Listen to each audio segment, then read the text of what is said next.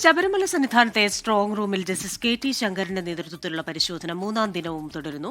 ചെന്നൈയിൽ നിന്ന് അറ്റകുറ്റപ്പണി പൂർത്തിയാക്കി കൊണ്ടുവന്ന സ്വർണ്ണപ്പാളികളുടെ പരിശോധനയാണ് ഇന്ന് പ്രധാനമായും നടക്കുക.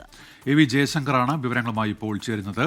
Jaishankar, good morning. ഈ പരിശോധന എന്ന് പൂർത്തിയാകും ജയശങ്കർ? നാളെയോടെയാണോ?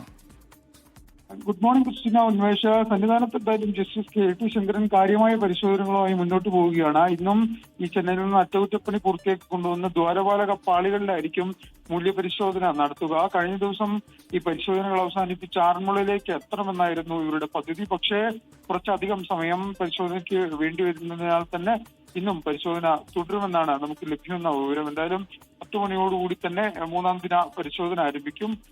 ഇന്ന് വൈകിട്ടോടുകൂടി പരിശോധന അവസാനിപ്പിക്കാനാണ് നിലവിലെ ധാരണ. സ്മാർട്ട് ക്രിയേഷൻസ് പ്രതിനിധി ഉൾപ്പെടെയുള്ള ആളുകൾ നിലവിൽ സന്നിധാനത്ത് ഈ പരിശോധനയുടെ ഭാഗമാകുന്നുണ്ട്. ഏതൊക്കെ ഉരുപ്പടികൾ, ഉൽപ്പന്നങ്ങൾ പരിശോധിച്ചു എന്ന കാര്യത്തിൽ നിലവിൽ വ്യക്തതയില്ല. എന്തായാലും ഇന്നും സന്നിധാനത്ത് പരിശോധന തുടരും. അത് പൂർത്തിയാക്കിയായിരിക്കും ആറന്മുളയിൽ സ്ട്രോങ് റൂം, പ്രധാന സ്ട്രോങ് റൂമിൽ പരിശോധന നടത്തുക. കഴിഞ്ഞ ദിവസം സന്നിധാനത്ത് SIT സംഘം ഉൾപ്പെടെ എത്തുകയും ഈ സ്വർണ്ണപ്പാളി വിവാദവുമായി ബന്ധപ്പെട്ട ഫയലുകൾ ശേഖരിക്കുകയും ചെയ്തിരുന്നു. ഇന്നും സമാനമായ രീതിയിൽ SIT സംഘം പത്തനംതിട്ട കേന്ദ്രീകരിച്ചുകൊണ്ട് തുടർ മൂവ്മെന്റുകൾ നടത്താനുള്ള ഒരു സാധ്യതയുണ്ട്. എ.വി. ജയശങ്കറാണ് വിവരങ്ങൾ നൽകിയത്. ലോകത്തെവിടെയായാലും ഏത് സമയത്തും 24 വാർത്തകളും ഓഗ്മെന്റഡ് റിയാലിറ്റി പാക്കേജുകളും എക്സ്പ്ലെയിനറുകളും വിശദമായി കാണാൻ ഞങ്ങളുടെ യൂട്യൂബ് ചാനൽ നിങ്ങൾക്ക് സബ്സ്ക്രൈബ് ചെയ്യാം.